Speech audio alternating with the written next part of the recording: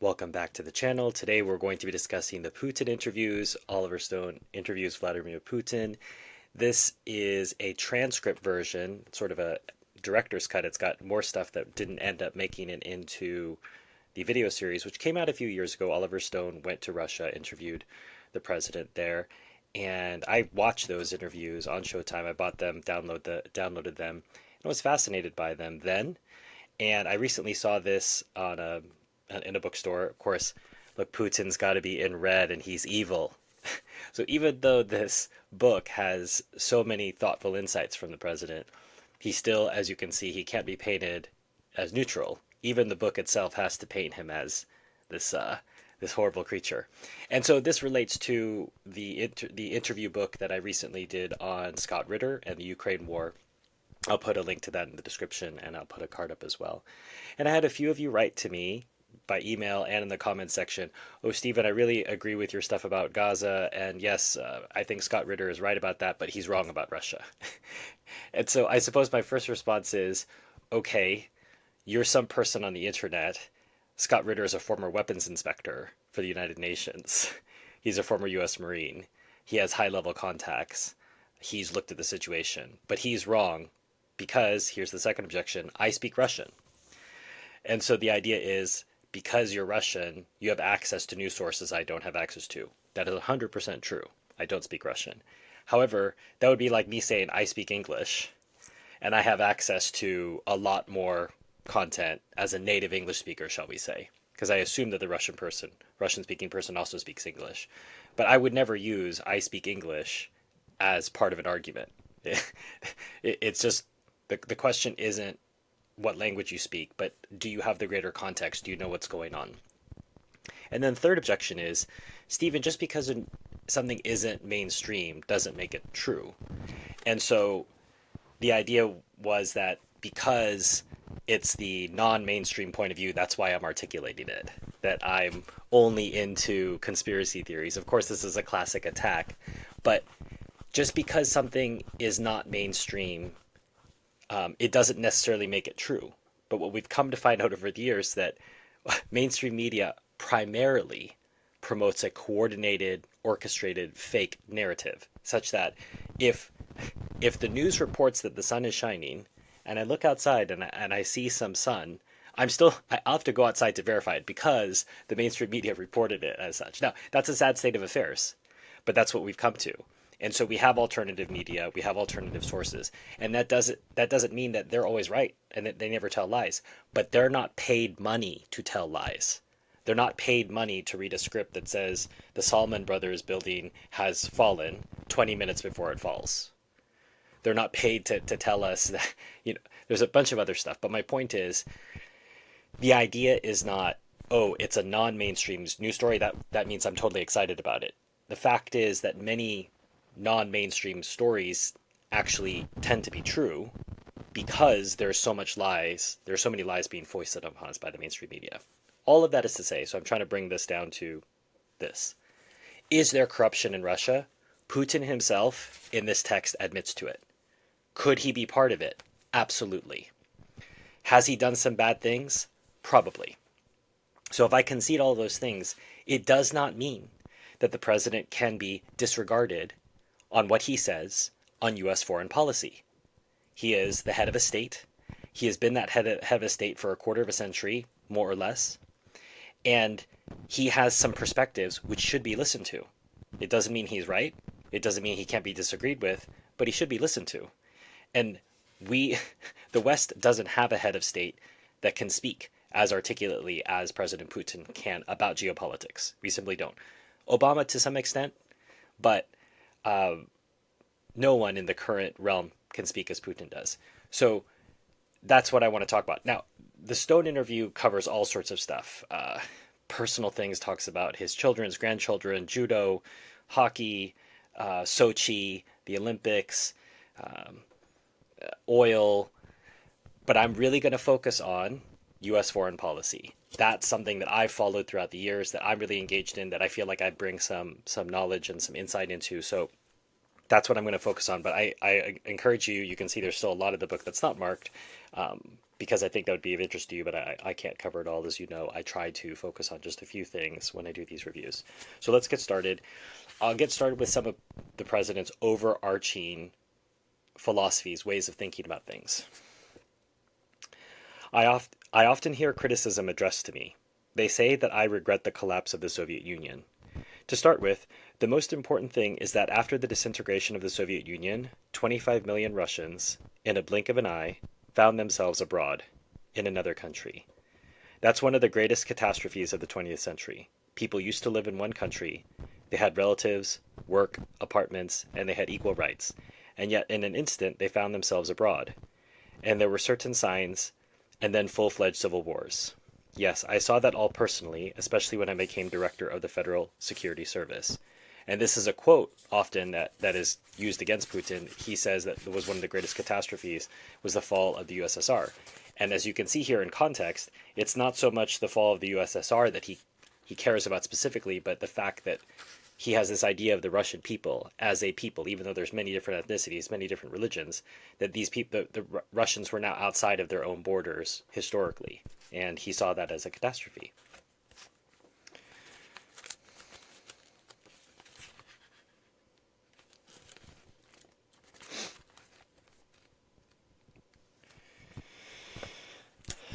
So Stone says, as you know, the United States needs enemies. Putin. Yes, maybe. I believe they need partners and allies more. Philosophy can be changed entirely. Certainly, you can try to live and act in a different paradigm. Once a great compatriot of ours, Leo Tolstoy, said, I do not think I can reproduce the quote entirely, but there is the realm of possibility and the limit of what is acceptable. Within this realm of possibilities, one has to build more secure relations. Seek relations that are as little dangerous as possible, but that is the minimum of what is expected.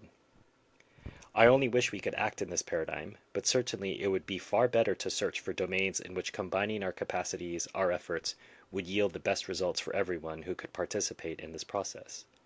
Let us take the following example. Efforts in fighting poverty, protecting the environment, and in fighting the spread of WMDs, in combating terrorism. Regrettably, so far we have failed to secure efficient joint initiatives in these fields, almost all of them. What a concept, working together with other countries on common goals. Shocking idea.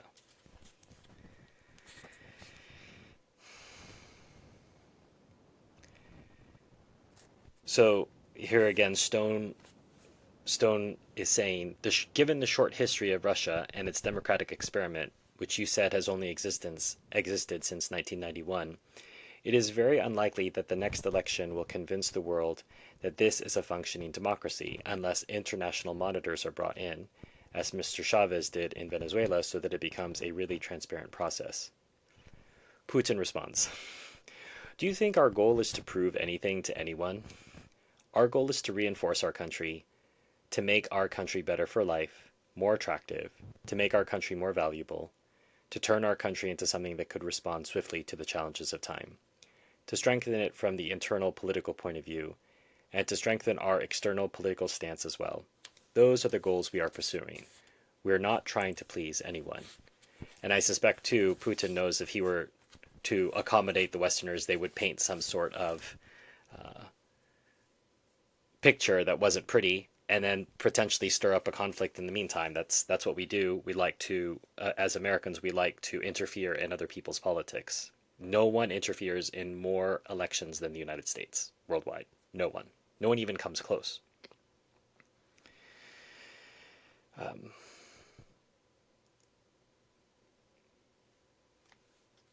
So he also says, we've seen President Obama give an award to his vice president. So this was Biden at the time he received the Presidential Medal of Freedom, which is the highest civilian honor you could get. I think Biden got all weepy about it. He gave him some kind of medal, and it reminded me of the members of the Politburo of the Communist Party of the Soviet Union. They gave orders and stars and medals to one another. So back then I understood that the administration had run out of time for any serious decisions. That's true. Like this is the same time the president gave an award to Ellen DeGeneres. So now let's talk about some U.S. foreign policy in general. So Putin responds to Stone, I know that you are very critical of the American government in many dimensions. I do not always share your point of view. Despite the fact that, with regard to the American leadership, we do not always have the relationship we would like to have with them. Sometimes decisions have to be taken which are not entirely approved of in some parts of society, but it's better to make some decisions than make none. You know, I think it's erroneous and wrong to impose on other nations and peoples one's own standards and models. I'm referring in particular to democracy. Democracy cannot be imported from outside, it can only be born within society, and society should be helped to follow this path. But trying to impose it by force from outside is senseless, it's counterproductive, it's damaging. And as to the use of force, including ground force, sometimes it is necessary. Certainly it's better if it's done at the invitation of the governments concerned or in accordance with international law, and based on a decision by the UN Security Council. And this is a strategy that Putin has pursued for some time, which is combating the narrative of the US as the sole power, the unipolar world, by resorting to international law, which the US accepts when it wants and disregards when it wants. And we saw that with the ICJ ruling against Israel, flouting the not just not accepting the ICJ ruling, not just threatening sanctions, but inviting a war criminal to come address Congress. That's how the U.S. views international law. So Putin has a winning strategy here in appealing to international law as opposed to U.S. hegemony.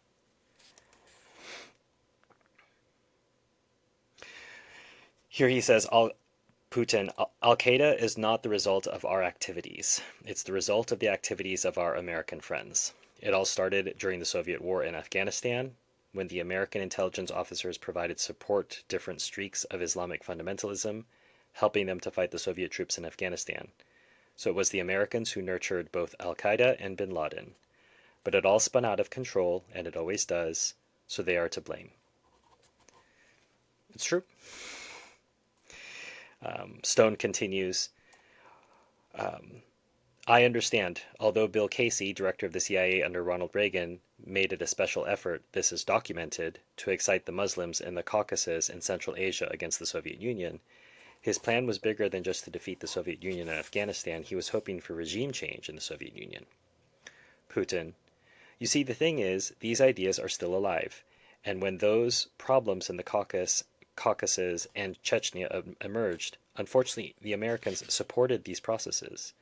Not the official forces, not the democratic government of Yeltsin. They didn't support that, even though we counted on American support. We assumed that the Cold War was over, that we had transparent relations with the United States, with the whole world, and we certainly counted on support. But instead, we witnessed the American intelligence services support terrorists. And even when we confirmed that, when we demonstrated that Al-Qaeda fighters were fighting in the Caucasus, we still saw the intelligence services of the United States continue to support these fighters.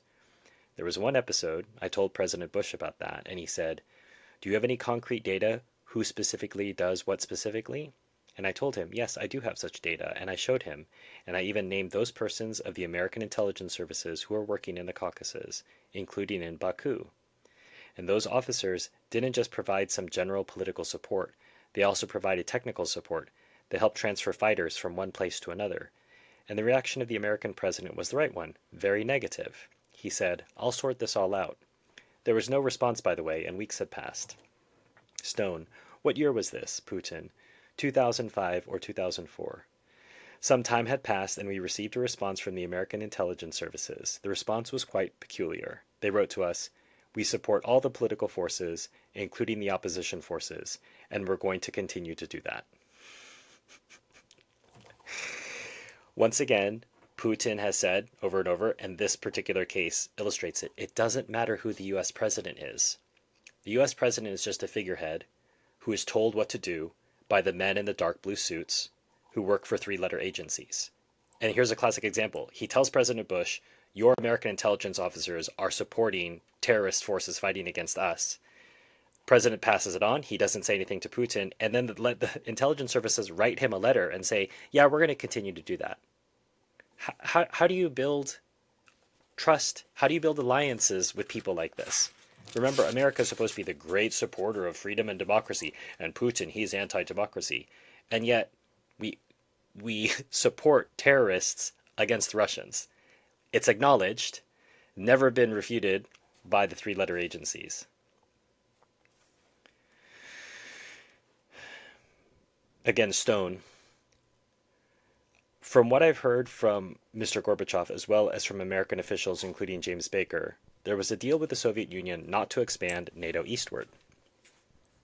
Yes, I talked about that publicly, including in Munich.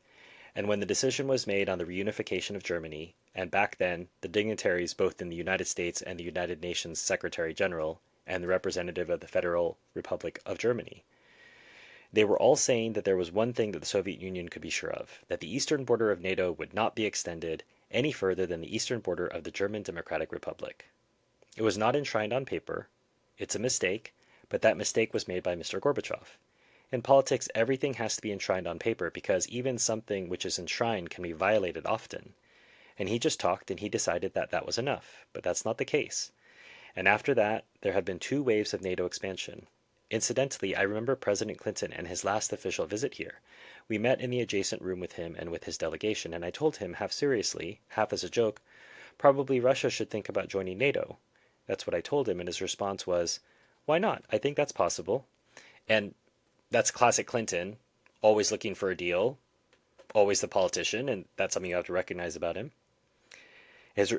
But when we saw the reaction of his team, we understood that they were somewhat bewildered or even frightened by this idea. Stone. But did you really mean it? Putin. I said it half seriously, half as a joke, but what I really meant, I think I would rather not divulge it right now. But that's what I told him, and the reaction of his delegation was very cautious, and I can tell you why. Because NATO, as far as I am concerned, is a remnant of the past. This organization emerged during the Cold War between 2 systems, and as of now, NATO is a mere instrument of foreign policy of the United States. It has no allies within, it has only vassals. And I have a fairly good impression of how work is done within NATO. Someone can argue about some secondary issues, but as far as any serious issues are concerned, there is no discussion whatsoever within NATO. There are only 2 opinions in NATO, the American opinion and the wrong opinion. Does anyone doubt that? Does anyone seriously think that anyone in NATO has any power outside of the United States? Does anyone think that NATO exists outside of the United States? It doesn't. Putin. The problem is not with persons or personalities. The problem consists in the fact that the current American leadership would not suffer any other opinion than their own. They do not need countries who have sovereignty. Our partners are not willing to be engaged in a dialogue on equal footing. And so, removing any leader in Russia is not going to lead to the pacification or to the improvement of bilateral relations without the willingness of one of the parties, including the United States, to see their partners as equal partners. And that's just American exceptionalism at work. We're the moral police of the world. Again, this is Putin. I refer to those countries which housed large-scale American military bases. I'm not saying these are occupation forces, but still, the presence of large-scale military units of another country on the soil of a country is telling on the domestic policy of these countries. Think of 50,000 US troops in Germany. And it would be right if they started thinking about how events are going to develop in the near future when they are building relations right now. But instead, as far as I can see, American partners are trying to pull their allies toward them, closer. But not through changing the nature of relations within the Western Bloc. They are trying to create an image of a common threat, an outside threat. And such a threat is such that they can only protect themselves by pulling themselves around the United States. This constant feeling of pressure is, let me assure you, something no one is happy about. Sooner or later, this is going to have consequences. This is going to happen. What I think is needed right now is the transition to a new paradigm, a new philosophy for building relations among countries. And he's saying this, I think, in 2016-17, and this is way before BRICS. But I'm looking back here. Yeah, this is in 2016 that he's saying this, but this idea is germinating, building towards a parallel system, a competing system. This paradigm should be based on respect for the interests of other countries, for the sovereignty of other people, not just trying to intimidate them using some outer threat which can only be resisted with the help of the United States. This paradigm will have to shift sooner or later. Those are just facts. Did the United States go, so Stone asks, did the United States go into Iraq because of the oil or because of geopolitical considerations? Putin laughs. You have to ask yourself because you are American, not I. Stone, you have to be a world statesman. This is a statesman issue. You're not just a president, you're an international statesman and you've contributed to peace. You're playing a gigantic role. Putin, let's have a look at the most expensive, the largest contract in Iraq. Who has those? I believe American companies do. And I think, to a certain degree, that answers your question. But whatever the motives of our American partners, I believe this path is still erroneous. To use force to address any issues, be they geopolitical or economic ones. To start with, because the economy of the country was destroyed. The very country is collapsing. If we have a look at Iraq, has the situation improved or not?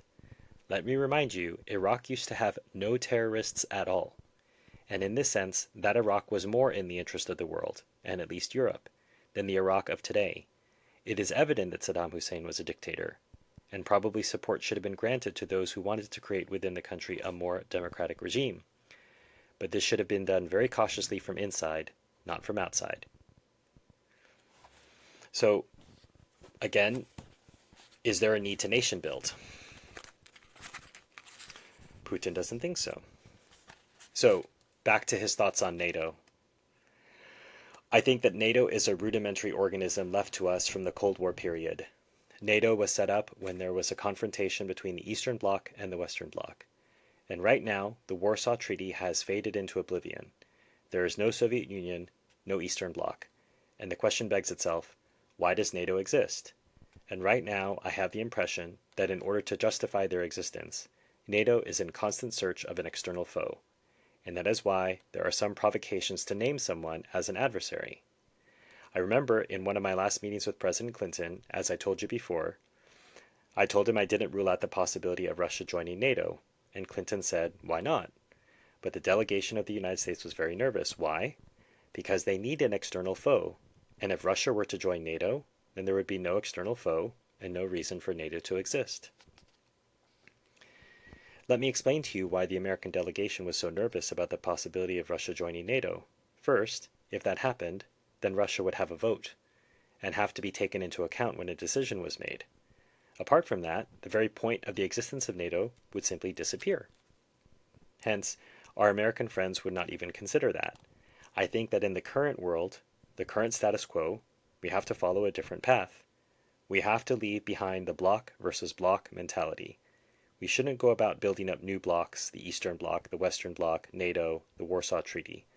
Security should be based on an international basis and also on an equal footing. Are any of what he's saying objectionable?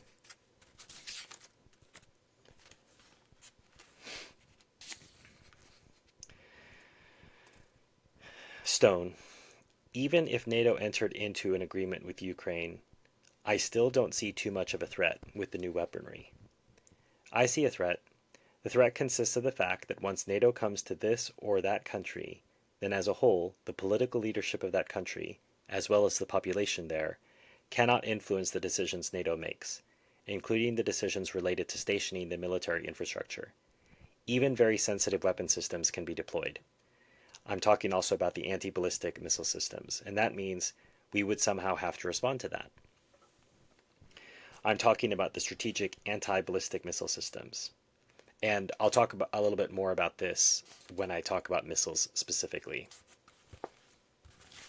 The president had all sorts of concerns about missiles, and it's part of his reasoning behind Ukraine.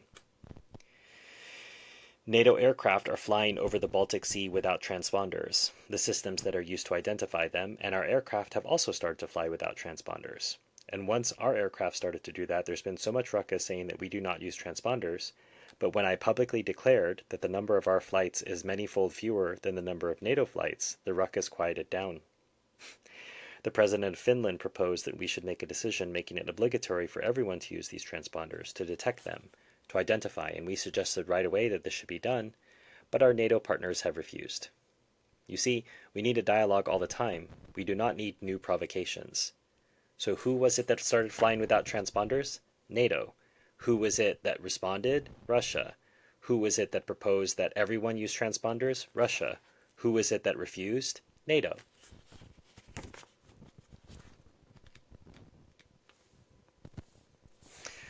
So I alluded to earlier that Putin told Bush, you have U.S. intelligence agencies aiding people who are terrorists against Russia. Bush said this was crazy. The intelligence services confirmed it. So there's more of this. Stone, I know we discussed it before, but please tell me again whether you believe the United States was involved in any way with supporting the Chechens in the First or Second War. Putin, yes, we are 100% sure that we have objective proof of that. You see, you don't have to be a great analyst to see that the United States supported financially, provided information, supported them politically. And this book has an index with a bunch of fact checks. And they're all footnoted back here. And the claim, Putin says we're 100% sure we have objective proof. And then there's a footnote that says Chechen terrorists and the neocons in the Washington Post. So there's a corroborating article to Putin's claim in a U.S. newspaper. They supported the separatists and terrorists in the Northern Caucasus. And when we're asking our partners, why do you receive them at the official level, they responded, we're not doing that at a high level, it's just a technical level, the level of experts. But that was just ridiculous. We were seeing that they were granting them support. Instead of trying to pull forces together to fight a common threat, someone is often trying to use the situation to their own advantage and short-term interests. But in the end, they're the ones who get damaged by those people they support. And this is what happened in Libya when the U.S. ambassador perished. That's a whole separate conversation, isn't it? The murder of the ambassador there, thanks to U.S. incompetence and meddling in a country that effectively no longer exists as a state. So this is again Putin commenting on Chechnya. The hostilities in the Caucasus started once again back then, and that was because there was an attack from the Chechen Republic against Dagestan by international gangs of terrorists. And I have to draw attention to the fact that we didn't attack anyone, that we suffered an attack, and hostilities started once again. And at that moment, there was the question of whether to stop paying interest on our loans with the IMF. Back then, I was chairman of the Russian government, and the IMF were very clear. They said, stop the hostilities in the Caucasus, and we'll accommodate you. If you don't stop the hostilities, we're not going to compromise. Our response back then was, how can you ask the question in this manner? We've always heard that the IMF was above politics. That was the first argument I made. Secondly, I was telling them that we were defending ourselves. We didn't attack anyone. We suffered an attack. But my counterparts were intransigent. And again, who controls the IMF? Who controls all these giant institutions? No matter who it is, they're a puppet of the United States. My counterparts were intransigent because they had their instructions, as far as I understand, and they were simply formulating this. But it doesn't exclude the fact that after we paid back all our debts to the IMF, we still managed to maintain business-like relations. And we highly value these expert assessments that the IMF provides us with. Incidentally, Russia not only paid back its debt to the IMF, we also paid back the debts of all the former Soviet republics, including Ukraine's debt, which was $16 billion. We've always had very good relations with the World Bank. Personally, I have very good business and personal relationships with the predecessor of the current head of the World Bank, Mr. Wilson. The World Bank has implemented a great number of very good, very useful projects, including in some regions of the Russian Federation. Regrettably, right now, these relations have been suspended. I do not see that we are too much interested in that, nor do I see that we cannot live without them. We do hope that these relations are going to be rebuilt, and that we will be able to work together as fruitfully as we used to. And as always, Putin, statesmanlike, neutral, objective, trying to maintain, leave the door open to future cooperation, even though he's, under an entire mountain of sanctions.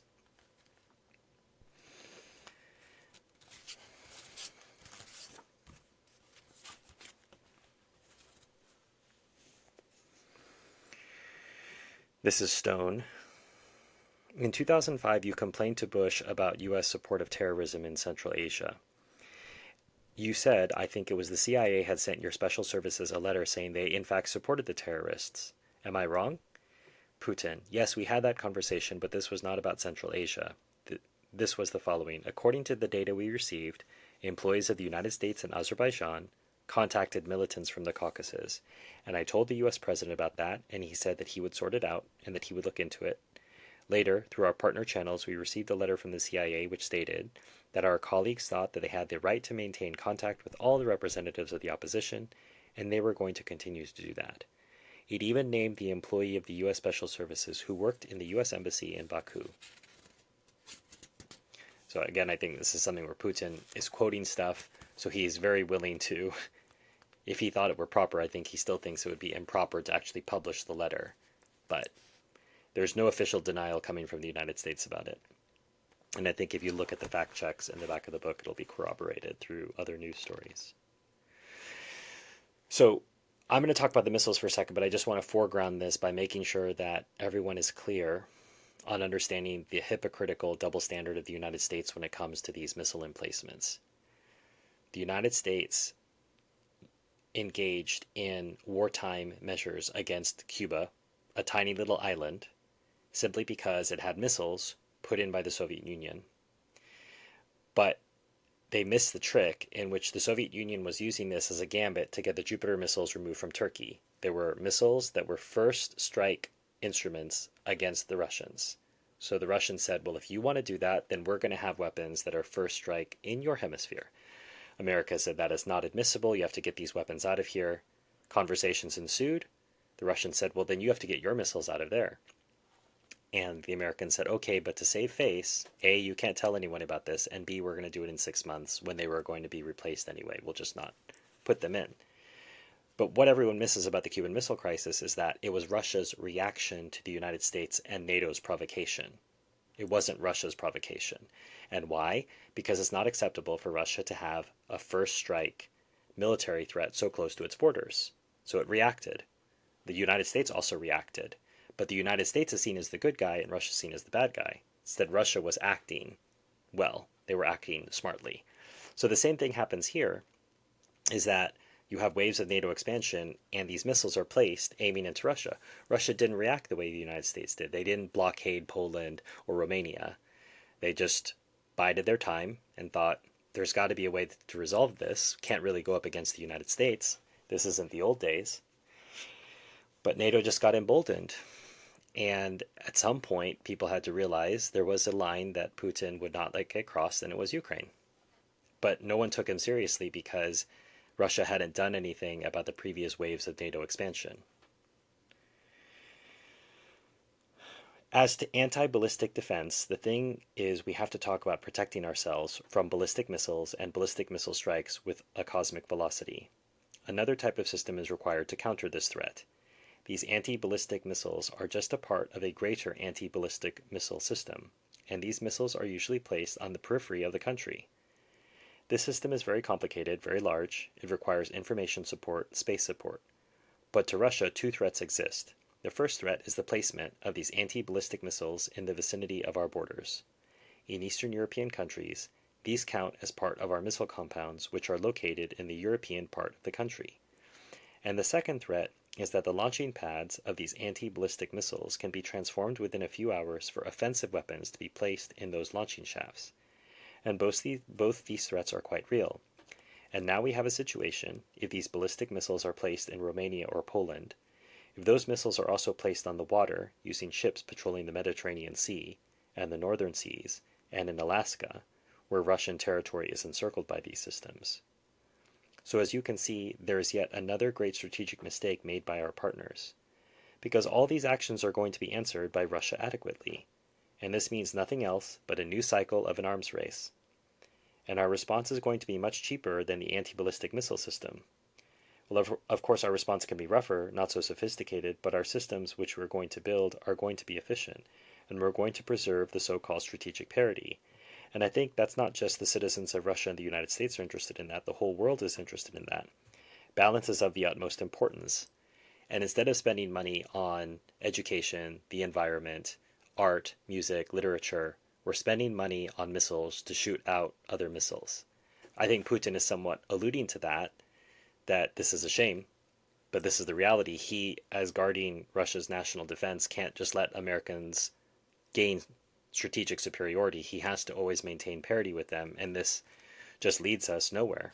Nowhere good.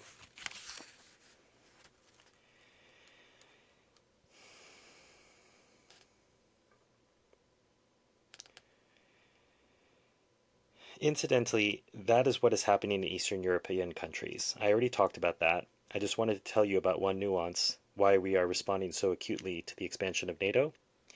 Well, as a matter of fact, we understand the value, or lack thereof, and the threat of this organization. I know this organization is a loose one, and it's not viable, even despite Article 5 of the treaty. What we're concerned about is the practice of how decisions are made there. I know how decisions are made there, and the experience of previous years of work has given me full information as to how decisions are made.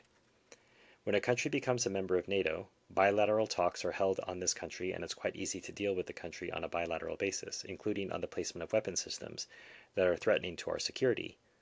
Once a country becomes a member of NATO, it is hard to resist the pressure of such a large presence as the United States, and any weapon system can be stationed in this country all of a sudden.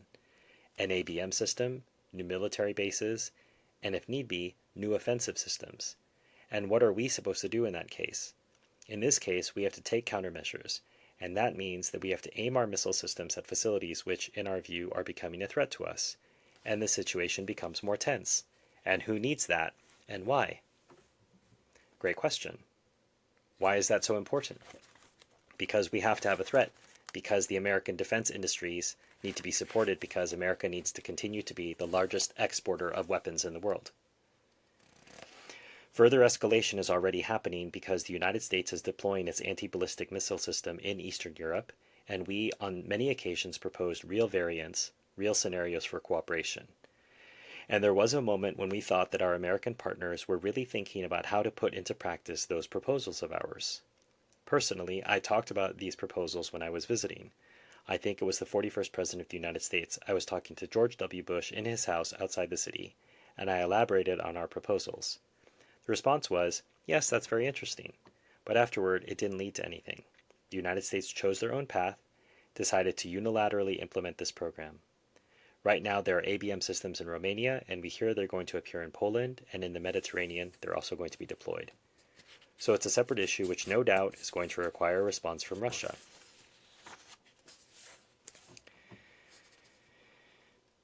We act from the assumption of what is going on in reality, in practice. Just have a look. The need for deploying ABM systems in Europe was based on the argument that there was a need to counteract the nuclear missile threat from Iran. Right now, thanks to President Obama's policies with our support, the nuclear threat of Iran has been removed from the international agenda, for the moment. And without any exaggeration, it is a great accomplishment of President Obama's administration and his personal victory as well, whatever his critics say abroad and domestically. There are very many advantages to this accomplishment, more advantages than disadvantages to this nuclear deal. But now that the nuclear threat from Iran has been moved, why is there a need to continue deploying an ABM system in Europe? But the deployment continues, because you have to have an enemy.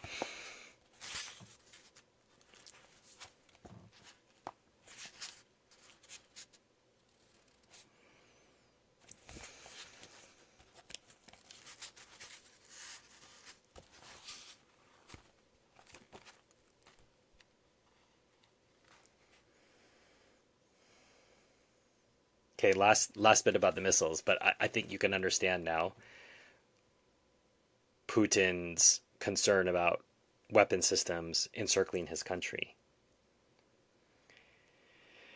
I'm talking about the Strategic Anti-Ballistic Missile System, ABMs. There are only 2 facilities like that in Eastern Europe, in Romania and in Poland. And at sea in the Mediterranean, there are plans to deploy these systems on ships. Right now, negotiations are underway to do the same in South Korea. All that certainly creates a threat to our nuclear deterrence system. Let me remind you that I myself proposed to our American partners that we should work on these systems together. What would that imply? That would imply that we would designate the missile threats together, and we would create a joint system for ABM management. Then we would exchange technological information. And all of that, in my view, would spell cardinal drastic changes in the world as far as national security is concerned. I'm not going into details right now, but our proposal was declined by our American counterparts, as I've said many times. So, who is the one that is going for peace? Who is the one that is looking to maintain a state in which the United States decides everything and is in control of everything?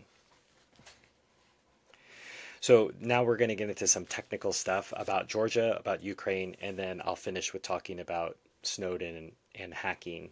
So if you're still with me, you must really be interested in what President Putin has to say. So let's keep going.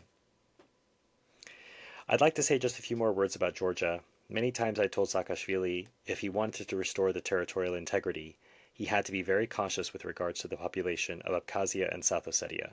If you don't know that map of Georgia, there are occupied territories inside the state at this time. I told him we're willing to help you, and moreover, I think George Bush can confirm that.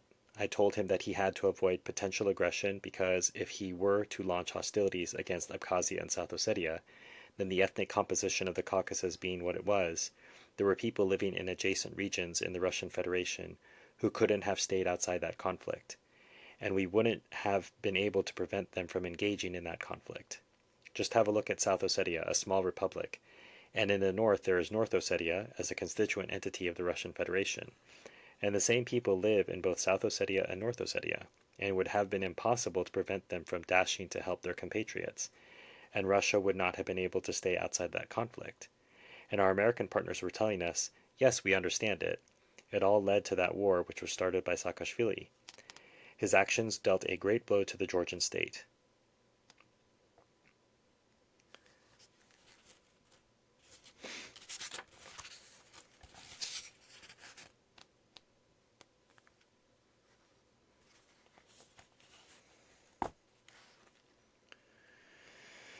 As an example, Mr. Saakashvili, who incidentally has shamelessly renounced his nationality, right now he's governor of Odessa, which in my view is absolutely absurd. But Saakashvili decided to take a chance and act opportunely, and he attacked. He should have been dissuaded from taking this step. On many occasions, on the whole, we had a normal relationship back when he was president. On many occasions I told him that I understood how difficult it was to rebuild relations, but I told him that he had to have patience, and that he should never take this terrible step of escalating the situation into a military conflict. And he responded yes, he understood that, and said he would never take this step. And yet, he did. When the United States talked about that 100 times, and I told them that we had to prevent a military conflict, and that we also had to rectify the situation and rebuild relations, but they didn't listen to us, and what happened, happened. And we had to respond because one of the first actions they took was to kill our peacekeepers from our peacekeeping battalion, and that's why we had to react. If this had not happened, then we wouldn't need any provocations or military exercises at all. And there's a fact check of Putin on this, footnote 138, supporting Russian troops and tanks pour into South Ossetia, Ian Black, The Guardian, which seems to corroborate Putin's claim that the peacekeepers were attacked. So, I mean, it's The Guardian, not exactly the big fans of Putin that anyone would like to put forward. During the first days of the conflict, I told them, yes, probably Saakashvili is mad, but he's killing our people. Either stop him, or we will have to act ourselves. But no one was going to check him, or they simply couldn't, I don't know, and that's why we had to respond. And I'd like to draw attention to the fact that we didn't respond immediately. It took us several days after the beginning of the aggression. We did expect someone to interfere, to make him withdraw troops from South Ossetia, to stop these actions, but nothing like that happened. So, in our perspective, nothing has changed. They simply pushed us beyond a certain point, and we couldn't let anyone go beyond that line. We were provoked into doing what we did.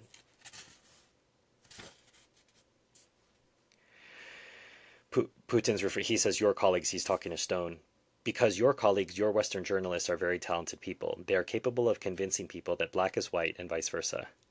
Just as an example, the tragic events, the assault against South Ossetia, Mr. Saakashvili publicly announced that he ordered his troops to commence that action.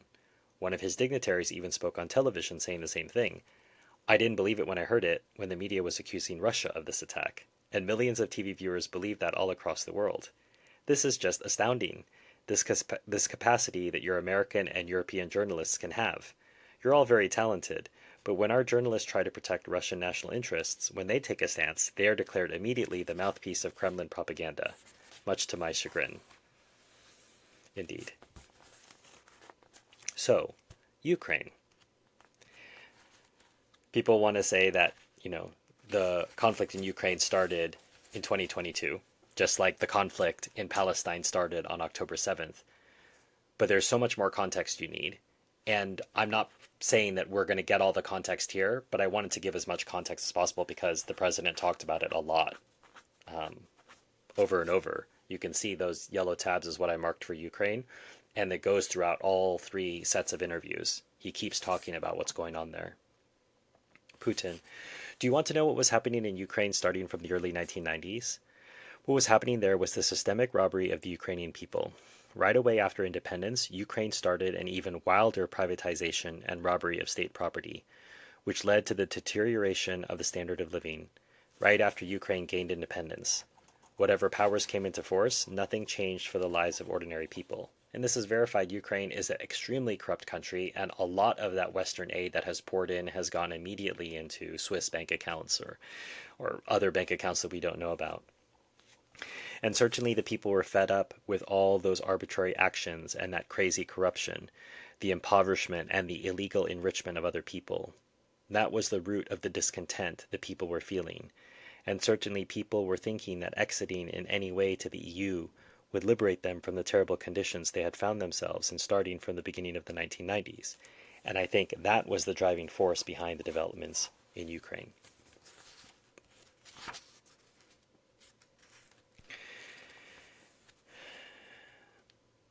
The markets of Russia were absolutely open to imports from Ukraine. We had and still have a zero tariff barrier.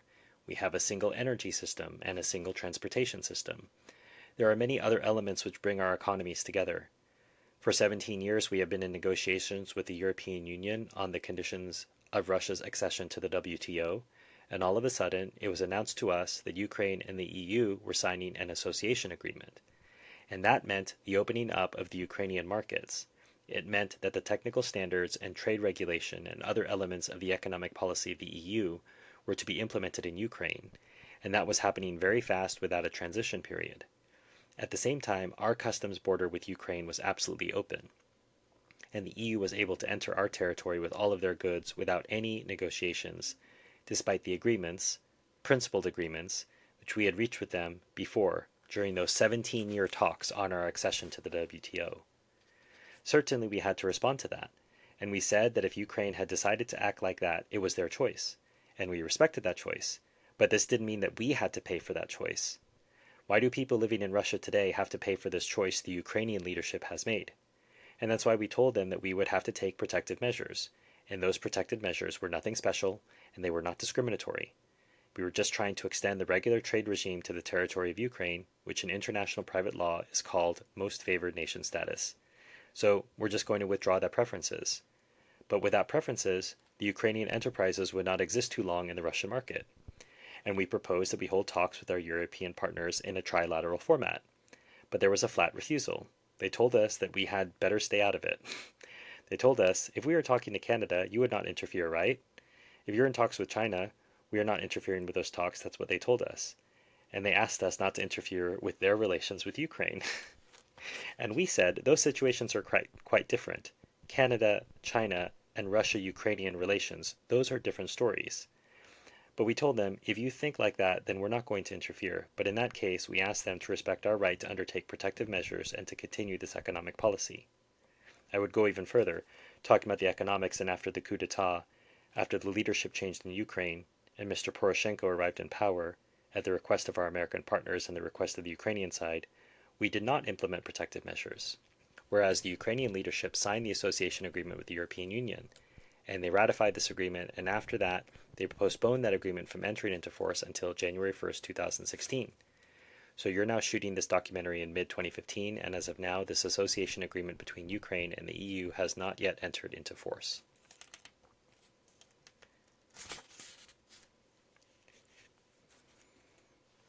We always hear appeals that we have to influence somehow the leadership of these unrecognized republics. He was talking about Donbass and the other bordering republics at this time. Just recently, the leaders of these republics announced publicly that they were willing to go back to the Ukrainian state under certain conditions if the Minsk agreements were observed, but these agreements were not implemented, and Donbass is not to blame for that. Let me reiterate, I believe that there is no other way to settle this crisis, and the Minsk agreement is the only way toward that end. And the Minsk agreement, as it's been talked about, was simply a stalling tactic that the EU used, and they had no intention of honoring that agreement, and was really a betrayal of the Ukrainian people. Putin. There was no war in Crimea. That's the first thing. Secondly, there is another criticism addressed to Russia. They are saying that international law was violated. I have already talked about that, but I'd like to emphasize that in the course of the Kosovo crisis, the International Court of Justice considered very cautiously the situation, and the ICJ arrived at a conclusion saying that when the issue of self-determination of a nation is concerned, in accordance with point 2 of the United Nations Charter, if my memory serves me correctly, the concerns of the central authorities of this or that country on this matter are not required. So Kosovo was a very dangerous precedent for the United States, because if they're saying that a country has a right to self-determination without reference to another with a central power, so in this case Kosovo, which was a province of Serbia, is a province of Serbia legally. No, it doesn't matter that Serbia doesn't approve. The ICJ ruled that. And so Russia is simply pointing out, well, it doesn't matter that the central government of Ukraine doesn't approve of Crimea leaving because the ICJ had a ruling. Once again, people listen to the ICJ when it supports their ideas, and they try to push sanctions on it when it says that Israel has committed war crimes. But that's a different discussion. Shameless plug for my other channel, Palestine Bookshelf, if you want to look more at those issues. Stone. Knowing that the United States is in this Cold War mode, would you, therefore, at any point in the future, go to war for Ukraine? Putin. I think that would be the worst case scenario. Stone. If the United States pushed more weapons into Ukraine, and the Ukrainian government becomes more and more aggressive in Donbass, it is inevitable that if the Russians decide to fight for the Donbass region, there would be a conflict. Putin. I don't think that anything is going to change. He was wrong. I told our American partners about that. There would be more victims. But the result, the outcome will be the same as today. Conflicts of such kind, conflicts like Donbass, cannot be resolved via weapons. Direct talks will be required. Why wait, one way or another? And the sooner our friends in Kiev understand that, the better it would be. But the Western countries, Europe and the United States, have to help the Kiev authorities to understand this reality. He's talking about peace. Stone, I understand, but Ukraine has brought you into a direct potential conflict. Putin, the problem is we were not the ones to initiate that conflict. We are not responsible for organizing or supporting a coup d'etat. We're not the ones to blame for the fact that part of the Ukrainian people didn't agree with that.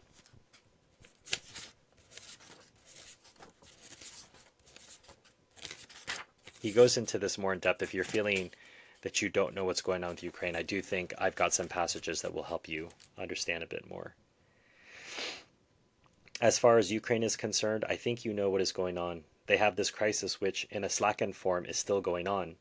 I think that the most important component of the Minsk agreement is the political settlement, but regrettably it is up to the Kiev authorities to implement this part of the agreement, and so far they are not doing that. They should have amended the constitution in accordance with the Minsk agreement, and they should have done this before the end of 2015, but they didn't do that. They were supposed to pass a bill, a law on amnesty. This law was adopted by the parliament, but it was not signed by the president, nor has it entered into force yet. There is another law that should be adopted and that should enter into force. That is the law on the special status of those unrecognized republics. The current Ukrainian leadership says the following. They say that since at the line of conflict there are still clashes, there is still violence, then they say the conditions are not yet in place to implement this political settlement. But in my view, this is only a hollow pretext, because you can easily create a clash somewhere at the line of contact, and then this is going to go on ad infinitum. The most important thing right now is to achieve a political settlement. Then there is a second course which explains why this is being done according to the Ukrainian counterparts. The Ukrainian leadership is insisting that the Russian-Ukrainian border, where the unrecognized republics are located, should be closed. and indeed the Minsk agreements presuppose the closing of the Russian border by the Ukrainian frontier offices, but only after the key political decisions have been taken. So they sign an agreement and then they don't want to follow it.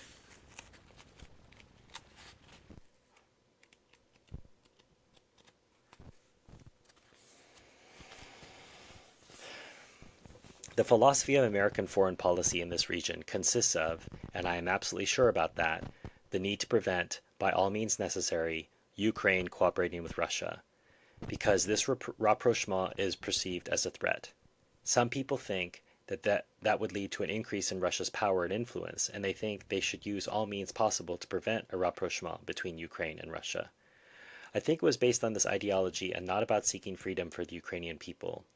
That was the basis for the actions of our partners in the United States and Europe, supporting radical nationalist elements in Ukraine to create a split, a fissure, in relations between Russia and Ukraine.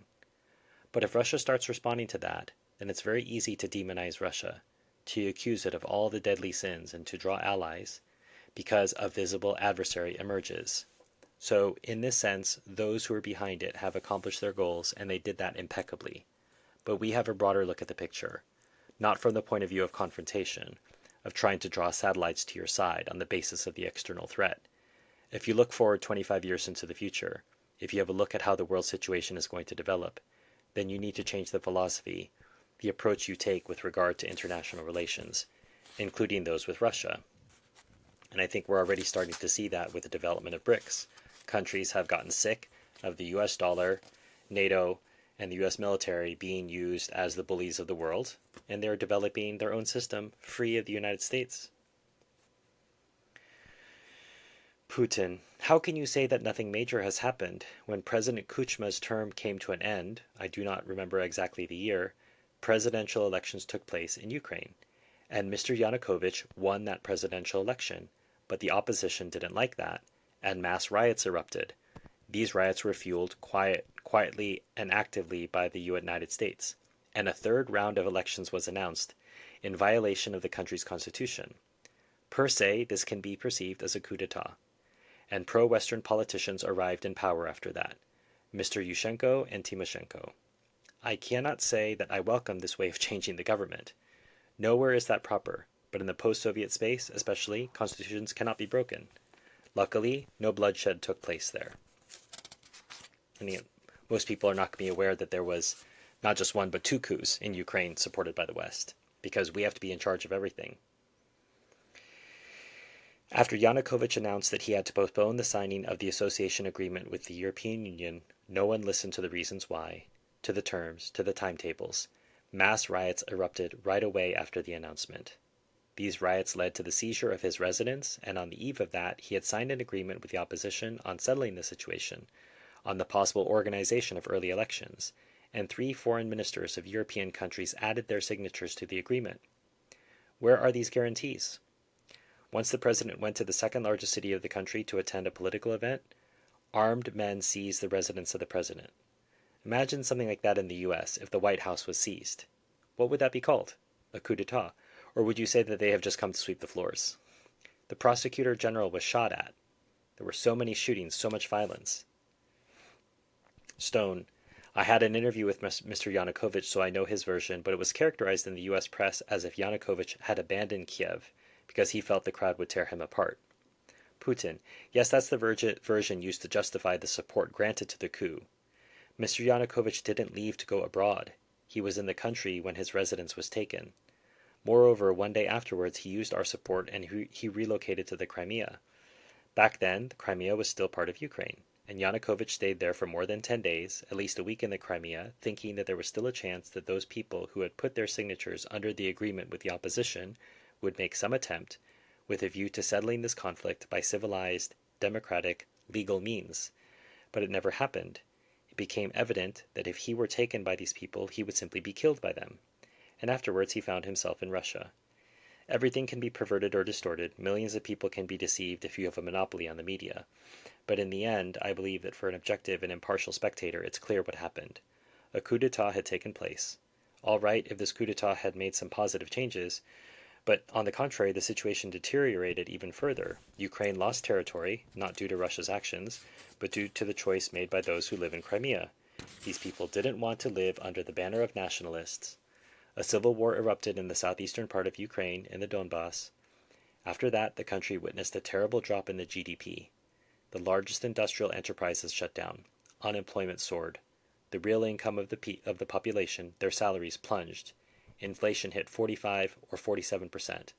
And no one knew how to address these issues, or that this would be further exacerbated by an internal political crisis, by a fight between the Prime Minister and the President.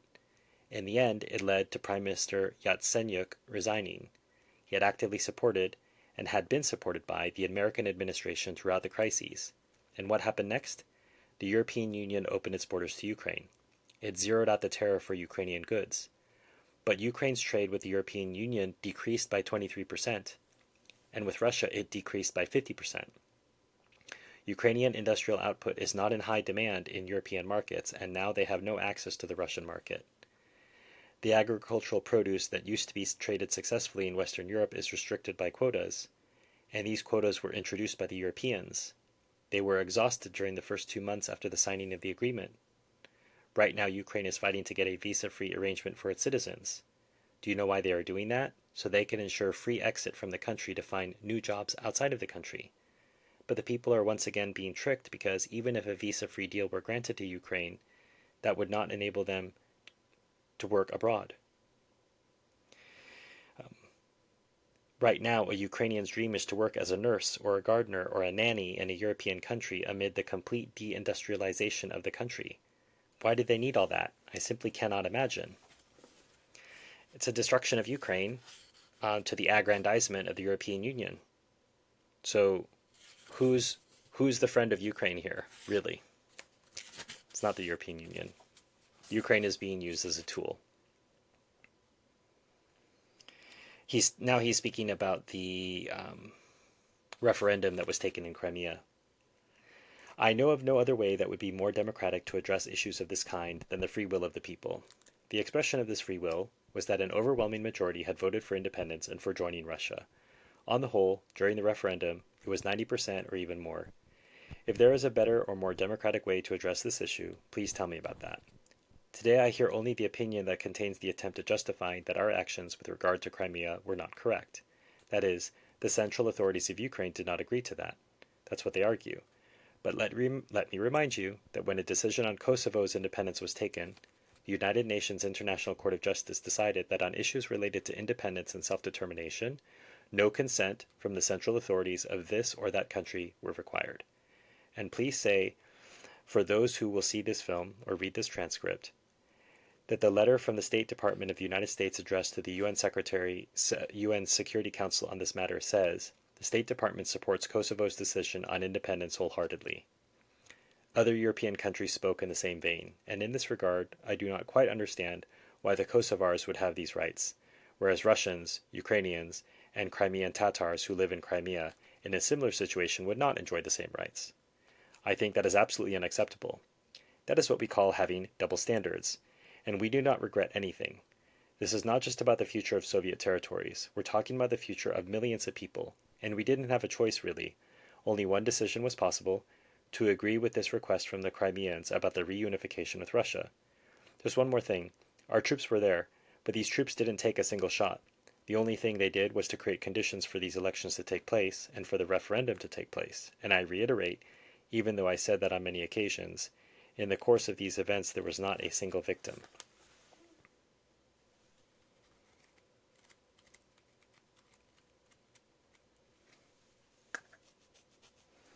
Remember how the Ukrainian crisis unfolded. We've discussed it. The 3 foreign ministers of European countries were acting as guarantors of an agreement between the opposition and President Yanukovych.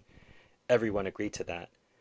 President Yanukovych even agreed to hold early elections. At that time, at the initiative of the United States of America, they told us, "We ask you to prevent President Yanukovych from using the armed forces." And they promised in their term that they were going to do everything for the opposition to clear the squares and the administrative buildings. We said, very well, this is a good proposal, we are going to work on it. And as you know, President Yanukovych didn't resort to the armed forces, but the very next day the coup d'etat took place during the night. We didn't have a telephone conversation, we didn't get a call, we simply saw them, the Americans, actively support those who perpetrated the coup d'etat. and we could only shrug our shoulders. Such conduct, the way the Americans acted, even among individuals, is absolutely unacceptable. They should have at least told us afterwards that the situation had spun out of control.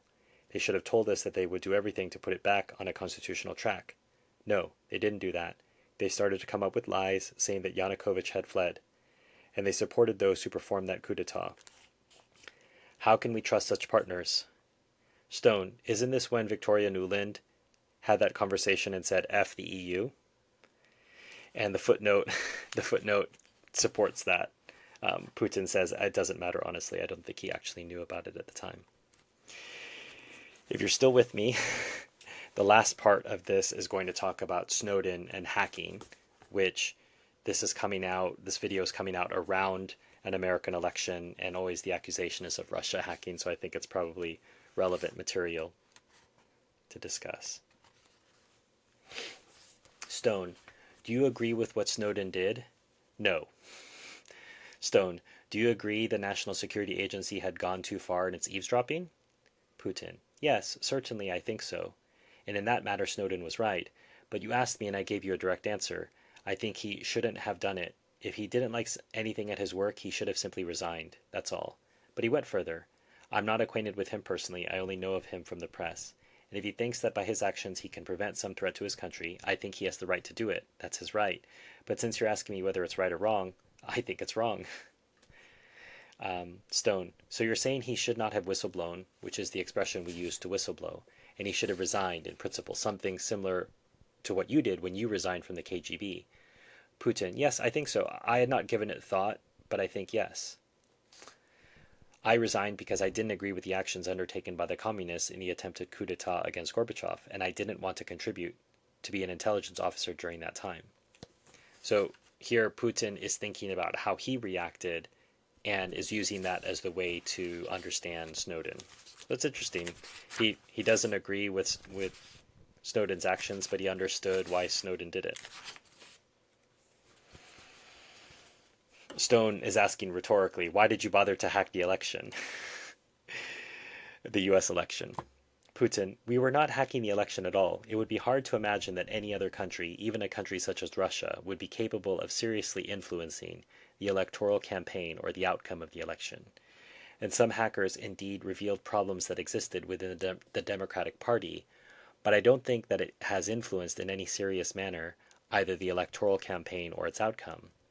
Yes, these unrecognized hackers, they have brought to light the problems that existed, but they didn't tell any lies.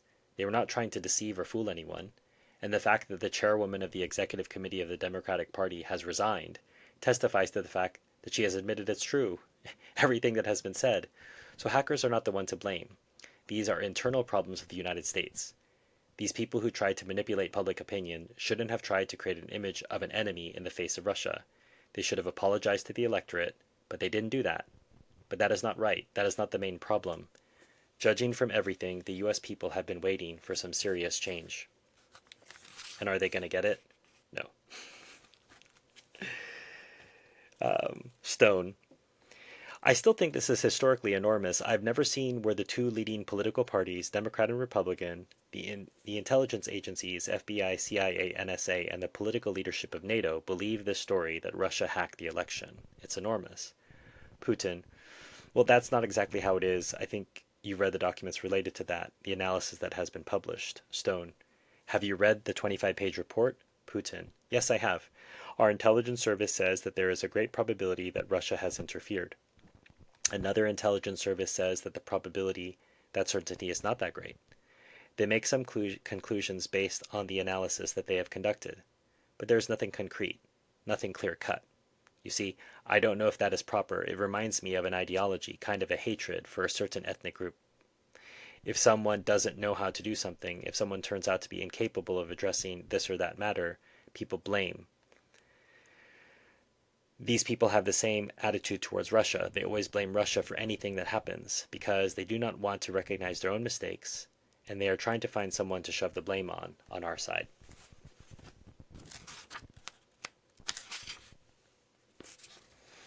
Was there U.S. interference in the 2012 election in Russia?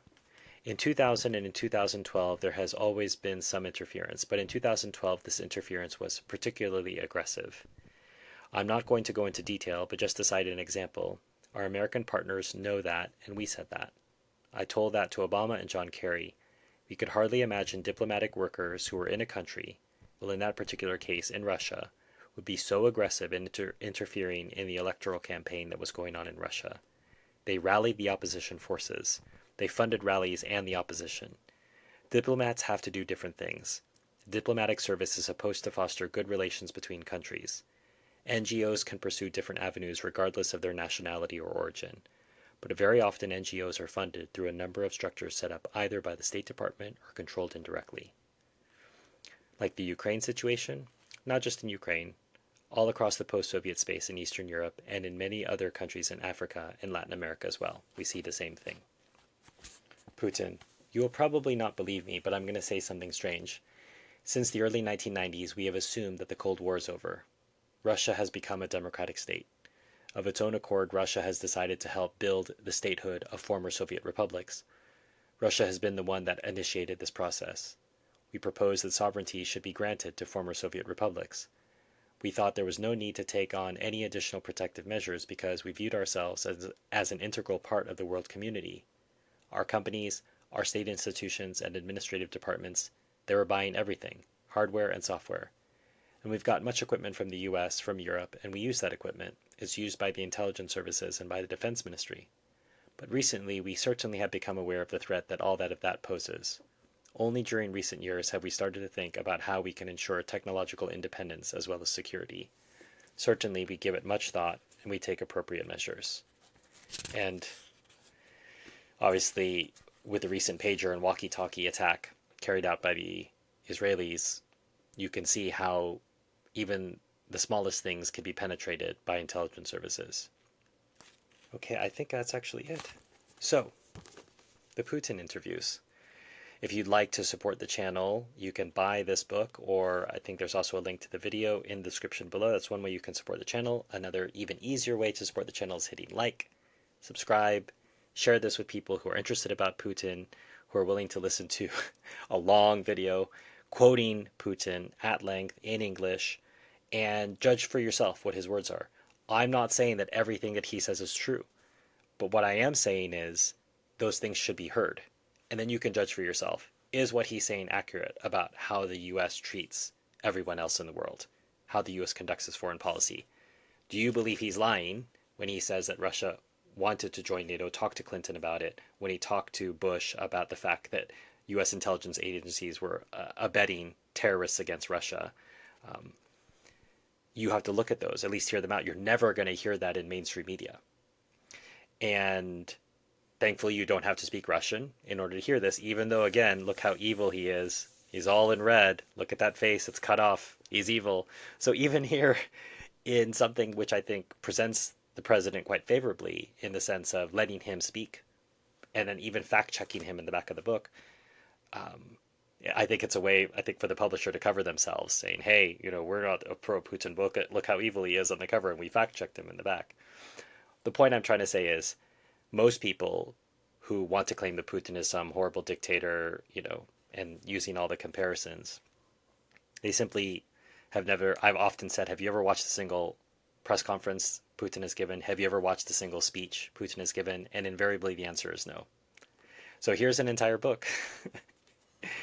So if you want to thank me for this particular review, you can leave a super thanks if during the premiere, or if you want, you can also use PayPal or buy me a coffee. If you want to support my work more regularly, you can become a YouTube member or Patreon. Those links are in the description. A reminder that in 2024, a portion of the proceeds from any of these different avenues are going to go to the Palestine Children's Relief Fund, which helps Palestinian children get medical care that they could not otherwise get. And if you want to help suggest books for 2025, my Amazon wish list is below. Pick a book from there, buy it, send it to me, and I may review it for 2025. It's not a promise, but it's possible. Until next time, enjoy your reading.